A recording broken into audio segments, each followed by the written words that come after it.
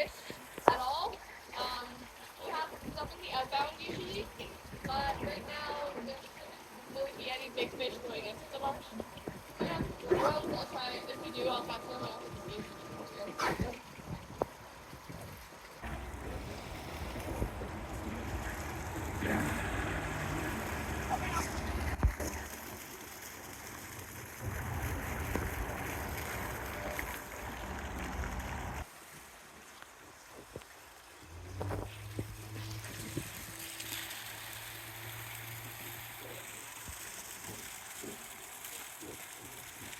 Come up really quick, and there's something back that, especially during this time, it's a little bit open, but it doesn't let any fish grab.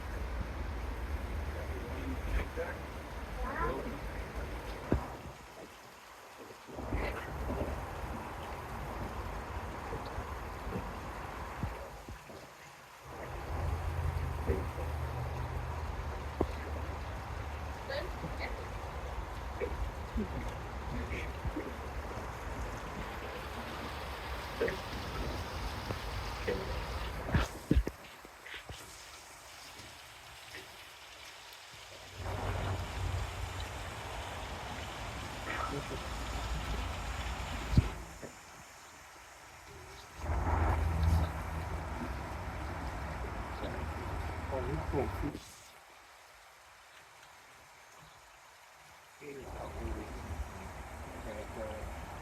You both your hands. You're not going to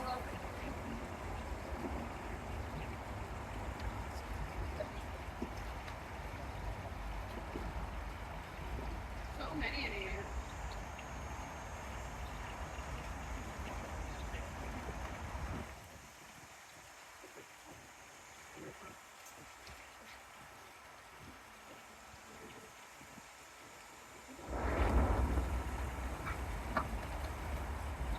What are most of those?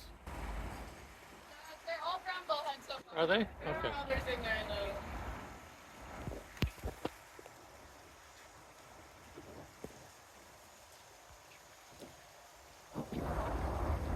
A couple come out at once, but if it's a different species, I got it. Yeah. They're the ones that came out multiple at a time. Did you get them? Yeah, they were just brown bullheads. Oh. Classified as a non-native, so it's not invasive, but it's not native. It was introduced to our water bodies through man-made channels, so it never would have gotten into the Great Lakes if it wasn't for our intervention. So they're not native, but they don't cause any harm to our environment, so it's not invasive. The gizzard shad is called a gizzard shad because it has a gizzard-like stomach. It needs that because it feeds only on algae, so you usually won't catch these guys if you're fishing.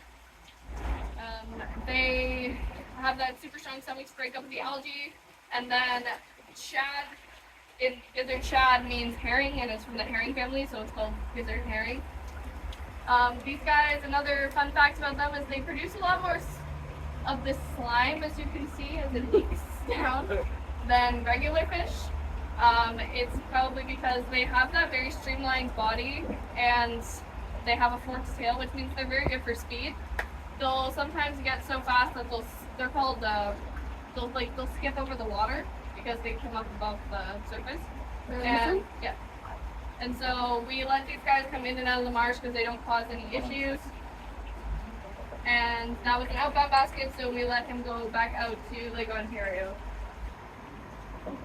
31.2.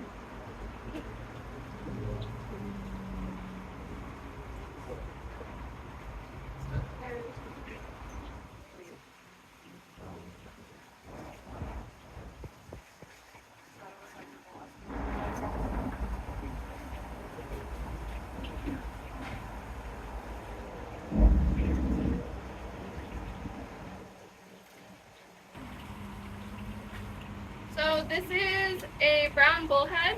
It's a type of catfish. It's actually the most common fish we get here at the Fishway.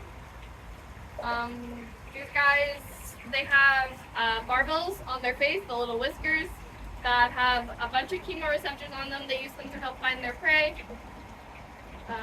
They are really tolerant of poor water quality, So they're able to, because they don't even really need their eyes with their chemosensory organs. They can survive in really low dissolved oxygen areas because they are able to, one, gulp air at the surface, and they're also able to breathe through their skin as long as it's wet. Yeah. Yeah.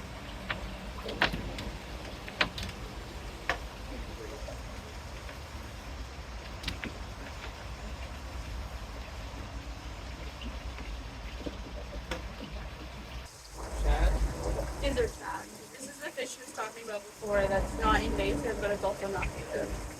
Why does it called beautiful? Is a white sucker. They are pretty common as well. I actually believe for the first year, this year, we might actually have more white suckers in the marsh than we did brown bullheads.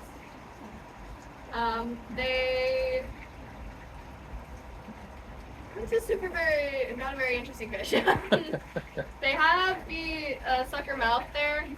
Something cool about sucker fish species is that each species has a unique pattern. It's like a fingerprint. So that's how they can be identified sometimes. These fish, the white suckers, are really good at turning like plant and invertebrate biomass into fish biomass. And yeah, they're very common. We see lots of them. We actually had a basket in April of about 1,400 of them. Wow. So they are plentiful.